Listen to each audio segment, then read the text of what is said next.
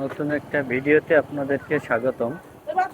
আমি এখন সেই এক সময়কার একটি জনবহুল এলাকা, সুপরিচিত নাম টুঙ্গিপাড়া, বঙ্গবন্ধু শেখ মুজিবুর রহমানের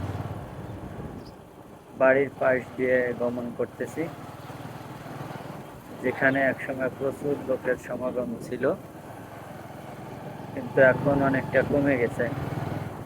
কমে গেছে মানে কি, এখন তার যে বাড়ি, তার বাড়ির আশেপাশ একটা নিরিবিলি পরিবেশে পরিণত হয়েছে। এই দেখেন এখানে যে অফিস,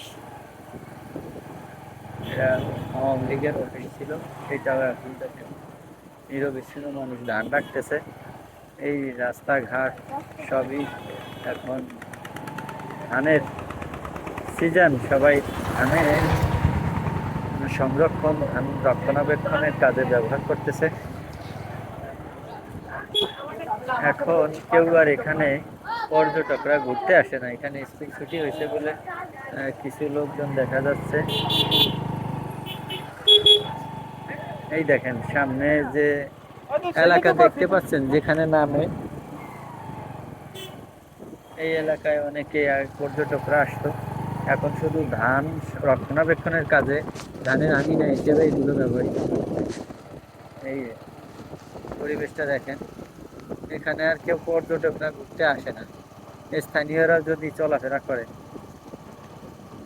রাস্তাঘাট সব ধানের রক্ষণাবেক্ষণের কাজে সবাই ব্যস্ত।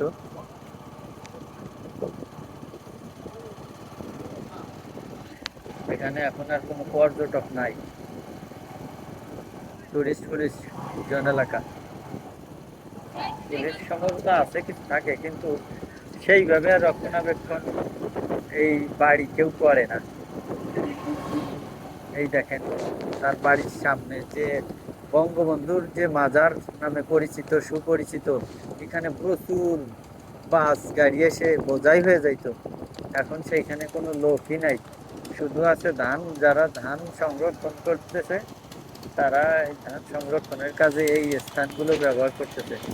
তার যে বাড়িটা, এখানে আর্মি পুলিশে ভরা থাকতো, এখন দেখেন কেউ নাই। কোনো পুলিশ টুলিশ কেউ নাই মনে হইতেছে।